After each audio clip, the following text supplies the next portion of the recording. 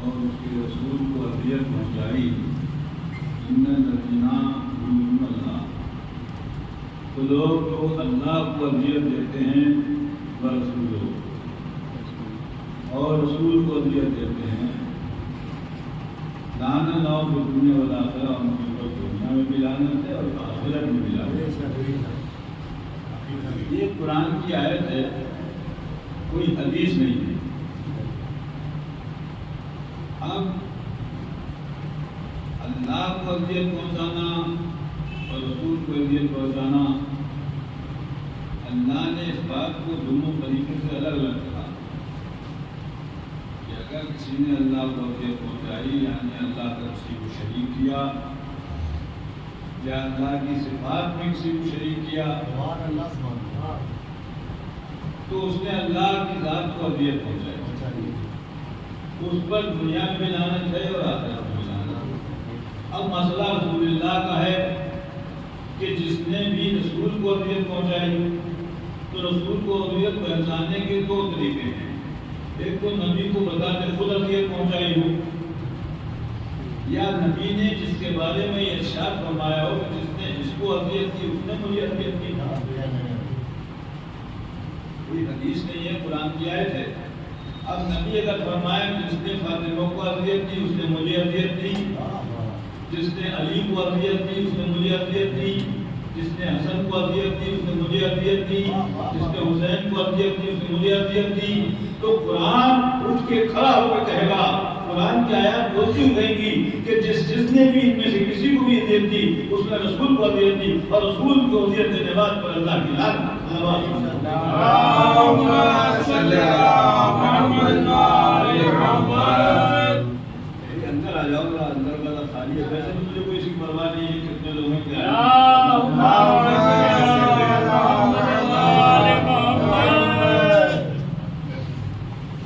عزیزان گرامی، آج کل اس زمانے میں یوٹیوب پر، فیس بک پر بڑے بڑے فضائل بھی لوگ بیان کر رہے ہیں،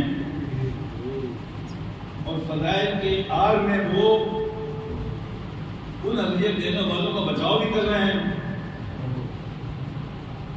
فضائل بیان کر رہے ہیں، مولا کائنات کی بہت فضائل، آپ مرزا محمد علی کو سنیے، آپ اس مولانا محمد اسحاق کو سنیے، آپ قاضی ضمیر کو سنیے، آپ پیرزادہ عبدالقادر جیلانی کو سنیے، جتنوں کو آپ سنیں گے، چند کو چھوڑ کے محمد حنیف قریشی کو سنیے، وہ محمد حسین اور محمد حنیف قریشی جو پاکستان میں شمشیر اعلیٰ حضرت کہلاتا ہے، اس کو سنیے، فضائل کا انبار لگا دیں۔ ہاشمی میاں کو سنیے، کسوری والوں کو انبار لگا دیں کہ فضائل کا، مولا کائنات کے سارے فضائل بیان کرنے پر کہیں گے وہی کہ پہلے وہ، دوسرے وہ، تیسرے وہ، چوتھے یہ۔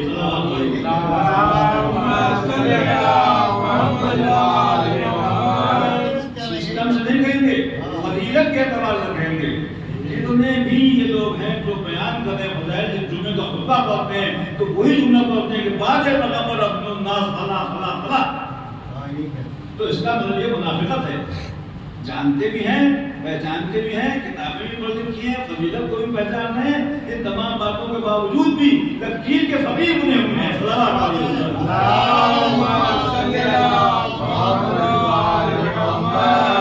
ان کا بچاؤ کرتے ہیں جن کے بارے میں تاریخ کی نہیں، حدیث کی کتابیں بھری ہوئی ہیں۔ تاریخ تو ایسا ہے کہ تاریخ میں تو غلط بھی ہے، تاریخ میں تو واقعات جو لکھے گئے ہیں وہ بادشاہوں کے اعتبار سے بھی لکھے گئے ہیں، کچھ تاریخیں ایسی ہیں کہ جو اس اعتبار سے لکھی گئی ہیں کہ جن میں عوام کے اعتبار سے لکھی گئی ہیں، جو بادشاہوں نے تاریخ میں لکھوایا لکھ دیا۔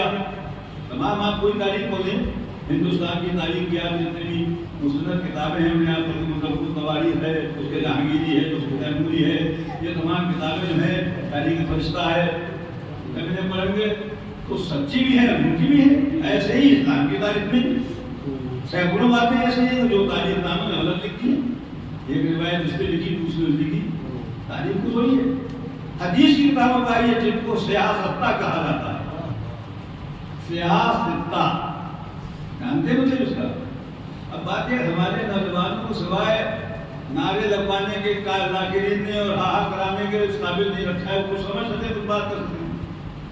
سیاستہ آج کا زمانہ وہ ہے کہ یوٹیوب کا اس کا سرکے ڈالے یہ آدمی دور آمنے سامنے فیس ٹو فیس بات کرتا ہے بیٹھ کے، بھائی ہم نے یہ سنا ہے، کوئی نہیں سنا ہے، تو اس بات کو طے کرنے کے لیے آدمی کو ہمارے نوجوانوں کو یہ بھی معلومات ہونا چاہیے۔ وہ دور مناظرے کا جو گزر گیا، آج کا دور بہت خطرناک ہے۔ اس دور میں تو آدمی کو بگاڑنا بہت آسان بات ہے، اب آئے سے بیٹھانا بہت آسان بات ہے۔ وہ ان کے پاس ایک ایسا اوزار ہے کہ علی کے نام کے اوپر وہ ہمارے نوجوانوں کو بہکا دیتے ہیں،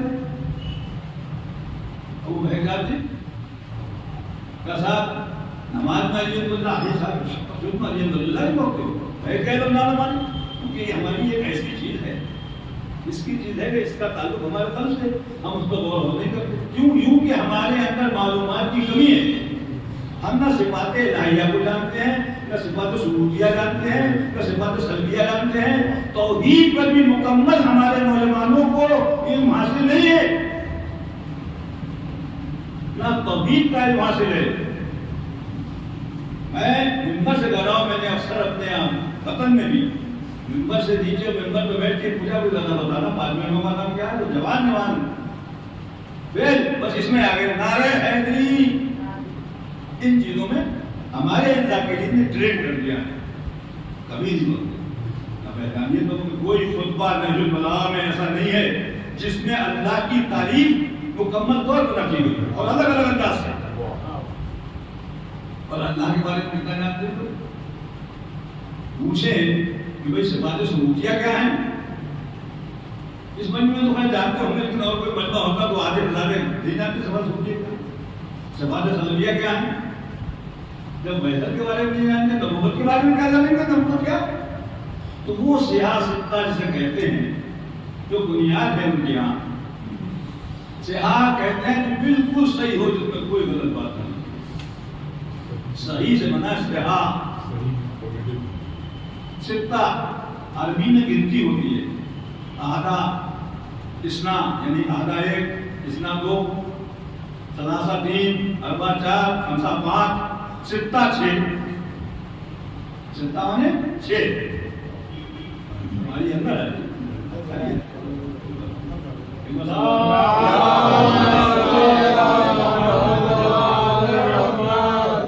ستہ یعنی چھ، سوا سات، سمانیہ آٹھ، تسعہ نو، اچھا 10، یہ گنتی میں بھی مرحبا بھی نہیں ہوں، لیکن میں نے اتنا سیکھ لیا ہے۔ تو سیاستہ یعنی وہ 6 کتابیں کہ جو بالکل سمجھ لو کہ قرآن کے بعد وہی سمجھ لو، اتنا ایمان ہے۔ اور حیرت یہ ہے کہ انہیں کتابوں میں ابواب کو اگر آپ پڑھیں گے تو ایک حدیث اوپر لکھی ہے، دوسری نیچے اس کے مخالف لکھی ہوئی ہے، آپ اس کے ابواب پڑھیں تو جیسے معراج کے بارے میں آپ پڑھیں تو اوپر لکھا ہے کہ فلاں صاحب فرماتے ہیں کہ حضور کو جسمانی معراج بھی تھی، نیچے پتا تھا کہ بیٹی کا نہیں روحانی معراج بھی تھی، اور نہ بیٹی تھی موجود نہ باپ تھے، دونوں میں ایک بھی نہیں تھا۔ معراج اس سے گزرو تو ساتھ گیا کہ جس کا ہاتھ دیکھا جس کی آواز سناتی ہے۔